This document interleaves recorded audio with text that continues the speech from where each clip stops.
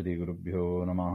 कान्ताय कल्याणगुणैकधाम्ने नवद्योनाथप्रतिमप्रभाय नारायणायाखिलकारणाय श्रीप्राणनाथाय नमस्करोमि. ಶ್ರೀಮತ್ಸಮಧ್ವವಿಜಯ ಸಪ್ತಮ ಸರ್ಗದಲ್ಲಿ 10ನೇ ಶ್ಲೋಕ. ಅವಲೋಕಿತಲಕ್ಷಣಃ ಸತೈರಿತಿ ಸಂಚಿತ್ಯ ಕುತೂಹಲಾಕುಲೈಃ ಅವಿಲಂಬಗತಿರ್ನ್ಯಶಾಮಯತ್ತರುಮಾರಾತ್ ಸುರಪಾದಪೋತ್ತಮಂ.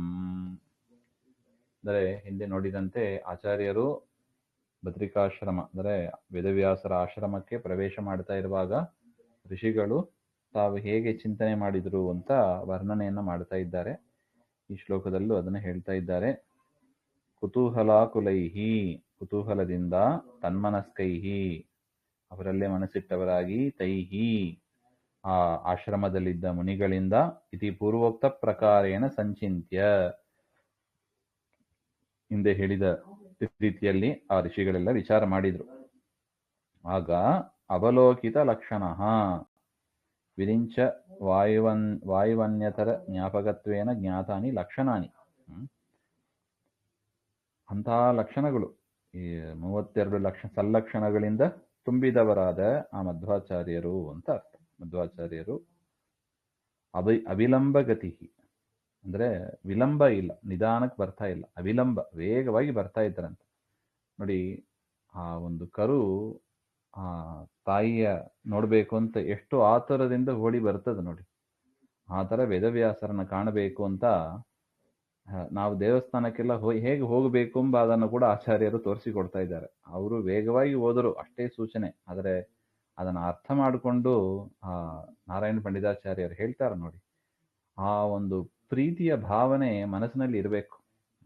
ಹೇಗೆ ಕರು ಆ ತಾಯಿಯನ್ನ ನೋಡುವಾಗ ಎಷ್ಟು ಸಂತೋಷದಿಂದ ಓಡಿ ಹೋಗುತ್ತದೆ, ಅದು ಆ ತರ ದೇವರನ್ನ ನೋಡ್ಬೇಕೆಂಬ ಒಂದು ಉತ್ಸುಕತೆ ಇರ್ಬೋದು. ಮನೆಯಲ್ಲೇ ದೇವ್ರ ಮನೆ ಇರ್ಬೋದು, ಆ ದೇವ್ರ ಮನೆಗೆ ಹೋಗುವಾಗ ನಮ್ಮ ಮನಸ್ಸು ಹೇಗಿರಬೇಕು, ಆ ಒಂದು ಭಕ್ತಿಯ ಭಾವನೆ ಇರಬೇಕೆಂಬ ಅದನ್ನ ನಾರಾಯಣ ಪಂಡಿತಾಚಾರ್ಯರು ಗುರುಗಳು ಇಲ್ಲಿ ನಮಗೆ ತಿಳಿಸಿಕೊಡ್ತಾ ಇದ್ದಾರೆ. ಅವಿಲಂಬ ಗತಿ, ವೇಗವಾಗಿ ಹೋಗ್ತಾ ಇದ್ದಾರಂತೆ. ಭಕ್ತಿ ಅತಿಶಯೇನ ಶೀಘ್ರಂ, ನೋಡಿ ಅದನ್ನೇ ಬರೀತಾರೆ, ಭಕ್ತಿ ಅತಿಶಯೇನ ಶೀಘ್ರಂ ಗಚ್ಚನ್. ಯಾವಾಗ ನಾನು ದೇವರನ್ನ ಕಾಣುವೇನೋ, ಅವನ ಆಜ್ಞೆಯನ್ನ ಯಾವಾಗ ಪರಿಪಾಲನೆ ಮಾಡುವೇನೋ ಹಾಗೆ ಅಂತ ಚಿಂತನೆ ಮಾಡ್ತಾ ಆಚಾರ್ಯರು ವೇಗವಾಗಿ ನಡೆದರು ಭಕ್ತಿ ಅತಿಶಯದಿಂದ. ಸಹ ಮಧ್ವಾಚಾರ್ಯ ಆರಾತ್, ದೂರೇ ಸಮೀಪೇವ, ತುಂಬಾ ದೂರ ಇಲ್ಲ, ತುಂಬಾ ಹತ್ತಿರದಿಲ್ಲ ಅರ್ಥ.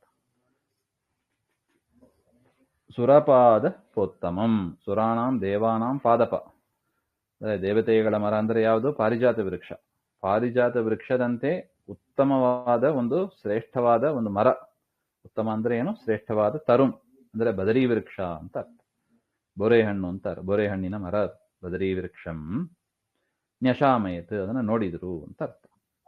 ನೋಡಿ, ಇಲ್ಲಿ ತನಕ ಋಷಿಗಳು ಆಚಾರ್ಯರನ್ನ ವರ್ಣನೆ ಮಾಡಿದ್ರು. ಈಗ ಆಚಾರ್ಯರು ಆ ಬದರಿ ವೃಕ್ಷವನ್ನು ನೋಡ್ತಾರೆ. ಆ ಬದರಿ ವೃಕ್ಷದ ಕೆಳಗೆ ಅದರ ಬುಡದಲ್ಲೇ ವೇದವ್ಯಾಸರು ಇದ್ದಾರೆ ಹಾಗೆ ಅಂತ ಆ ಬದರಿ ವೃಕ್ಷದ ಒಂದು ವಿವರವನ್ನ ಮಾಡ್ತಾ ಇದ್ದಾರೆ.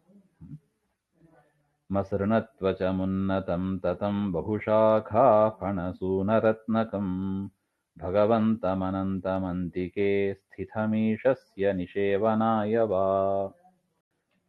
ಮರ ಹೇಗಿತ್ತು ಹಾಗೆಂದ್ರೆ, ಕಥಂಭೂತಂ ತರುಂ ಈಶಸ್ಯ ನಿಷೇವನಾಯ, ವೇದವ್ಯಾಸರ ಸೇವೆಯನ್ನ ಮಾಡಬೇಕು ಹಾಗೆ ಅಂತ ಅಂತಿಕೆ ವೇದವ್ಯಾಸರ ಸಮೀಪದಲ್ಲಿ ಇತ್ತಂತೆ. ಭಗವಂತಂ ಅನಂತಂ ವಾ, ಉಪಮಾನಾರ್ಥ ಶೇಷಮಿವ, ಹೇಗೆ ಪರಮಾತ್ಮನಿಗೆ ಶೇಷದೇವರು ಹತ್ತಿರದಲ್ಲಿ ಇದ್ದು ಸೇವೆಯನ್ನ ಮಾಡ್ತಾರೆ, ಆ ರೀತಿಯಾಗಿ ಆ ಬದರಿ ವೃಕ್ಷ ಸ್ಥಿತಂ ಇತ್ತು ಹಾಗೆ ಅಂತ. ಮತ್ತೆ ಹೇಗಿತ್ತು? ಮಸೃಣ ತ್ವಚಂ, ಕೋಮಲವಾದ ಚರ್ಮ ಇತ್ತಂತೆ. ಆ ಮರದ ಮಧ್ಯಭಾಗ, ಸ್ಟೆಮ್ ಅಂತ ಏನ್ ಹೇಳ್ತೀವಿ, ಮಧ್ಯಭಾಗ ಅದು ಕೋಮಲವಾಗಿ ಇತ್ತು. ಮಸೃಣ ತ್ವಕ್.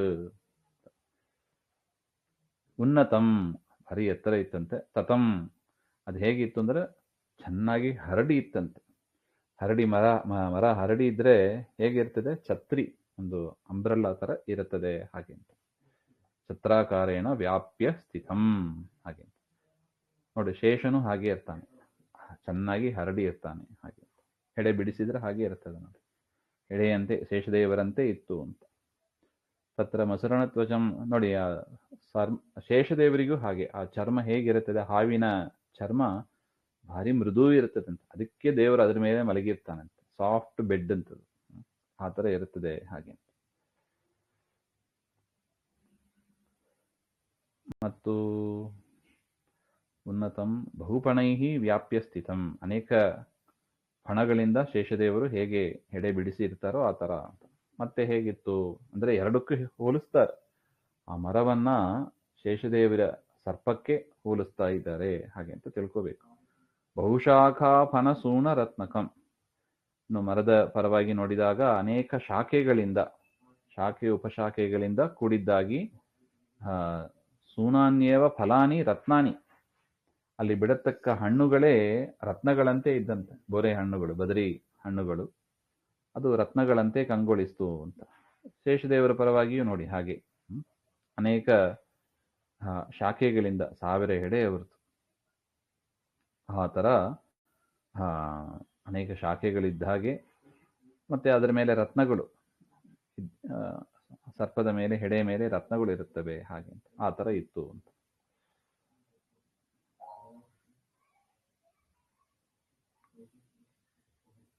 ಬಹುಶಾಖಾಫನೇಶು ಸೂನಾನ್ಯೇವ ಫಲಾನಿ ಆಯ್ತಲ್ವಾ. ಪ್ರಸವ ಪುಷ್ಪಯೋಃ ಫಲಪುಷ್ಪಯೋಃ ಇತಿ ಅಭಿಧಾನಾರ್ಥಃ.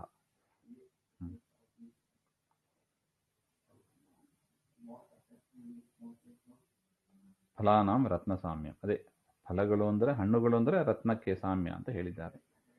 ಶೇಷಪಣಾಗ್ರೇಶು ರತ್ನಾನಿ ಸಂತಿ ಇತಿ ಪ್ರಸಿದ್ಧಮೇವ, ಶೇಷದೇವರ ಹೆಡೆಯಲ್ಲಿ ರತ್ನಗಳು ಇದೆ ಎಂಬುದು ಪ್ರಸಿದ್ಧ.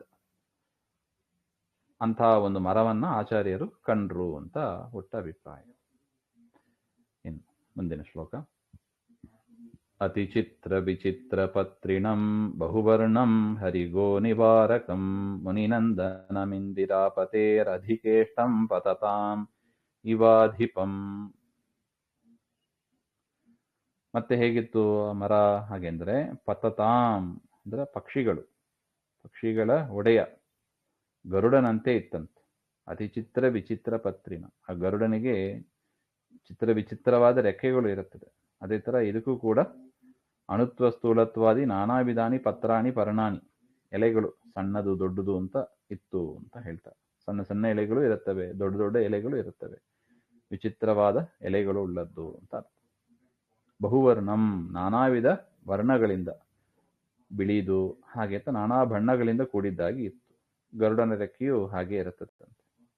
ಹರಿಗೋ ನಿವಾಕರಂ, ಹರೇಹೇ ಸೂರ್ಯಸ್ಯ ರಶ್ಮಿನಾಂ ನಿವಾರಕಂ, ಸೂರ್ಯನ ಕಿರಣ ಬೀಳದಂತೆ ಅಷ್ಟು ಡೆನ್ಸ್ ಅಂತ ಹೇಳ್ತಾರೆ ನೋಡಿ, ಹೈಲಿ ಡೆನ್ಸ್ಡ್ ಮರ.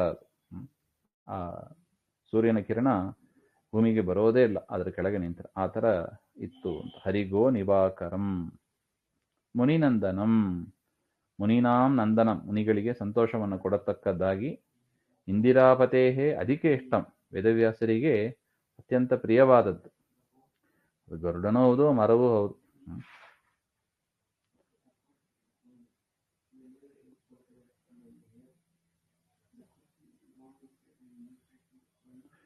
ಇಲ್ಲಿ ಹರಿಗೋ ನಿವಾರಕಂ ಅಂದ್ರೆ ಇಂದ್ರನ ಗೋ ಅಂದ್ರೆ ವಜ್ರಾಯುಧ.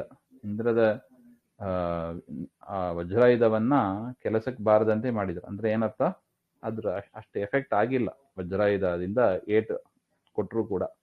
ಅಮೃತಾರ್ಥೆ ಗರುಡೇನ ಇಂದ್ರವಜ್ರಸ್ಯ ನಿರಸ್ತತ್ವಾ ಇದು ಭಾವ.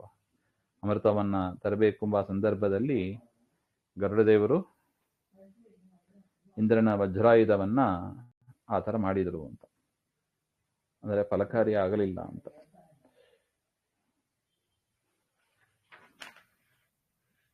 ಮುನಿನಂದನಂ ಕಶ್ಯಪ ಋಷೇಹೇ ನಂದನಂ, ಕಶ್ಯಪ ಋಷಿಗೆ ಆನಂದವನ್ನು ಕೊಡತಕ್ಕವರಾದ ಗರುಡದೇವರು ಅಂತ ಅರ್ಥ. ಇಂದಿರಾಪತೇಹೇ ಅಧಿಕೇಷ್ಟಂ, ಲಕ್ಷ್ಮೀಪತಿಯಾದ ನಾರಾಯಣನಿಗೆ ಅಧಿಕೆ ಇಷ್ಟವಾದ ಪ್ರಿಯರಾದವರು ಗರುಡದೇವರು ಅಂತ. ಆ ಗರುಡದೇವರು ಹೇಗಿದ್ದರೋ ಅದೇ ತರ ಆ ಬದರಿ ವೃಕ್ಷವು ಅದೇ ತರ ಇತ್ತು ಅಂತ. ಬದರಿ ವೃಕ್ಷವನ್ನ ಆಚಾರ್ಯರು ಕಂಡ್ರು ಅಂತ ಅಲ್ಲಿಗೆ ಅನ್ವಯ. ಅತಿಚಿತ್ರ ವಿಚಿತ್ರ ಪತ್ರಿನಂ ಬಹುವರ್ಣಂ ಹರಿಗೋ ನಿವಾರಕಂ ಮುನಿನಂದನಮಿಂದಿರಾಪತೇರಧಿಕೇಷ್ಟಂ ಪತತಾಮಿವಾಧಿಪಂ. ಮತ್ತೆ ನೋಡೋಣ ಶ್ರೀಮಧ್ವಾಂತರ್ಗತ ಶ್ರೀಕೃಷ್ಣ ಆತ್ಮನಸ್ತು ಶ್ರೀಹರೇ ನಮಃ.